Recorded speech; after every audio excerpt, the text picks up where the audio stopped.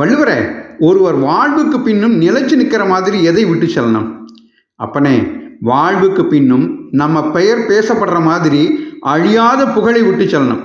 அது நீ படைத்த படைப்பாக இருக்கலாம், உன்னுடைய சந்ததியாக இருக்கலாம், நீ செய்த தான தர்மங்களாக இருக்கலாம், மற்றவர்களுக்கு முன்னுதாரணமாக வாழ்ந்த உன் வாழ்க்கையாக இருக்கலாம், மக்களை நல்வழிப்படுத்திய தலைமை பண்பாக இருக்கலாம், ஏன் பிற்கால தலைமுறைக்கும் நிழல் தர்ற மாதிரி நீ நட்டு வச்ச மரங்களாக கூட இருக்கலாம். இப்படி உன் காலத்துக்கு பிறகும் உன் பெயர் பேசப்படுற மாதிரி ஏதாவது புகழுக்குரிய காரியங்களை செய்யலைன்னா நீ வாழ்ந்த வாழ்க்கை வசைபாடி இகழப்படும். அதைத்தான் வசையென்ப வையத்தார்க்கெல்லாம் இசை என்னும் எச்சம் பெறாவிடின்னு புகழ் அதிகாரத்தில் 238வது குறளாக எழுதி வச்சேன்.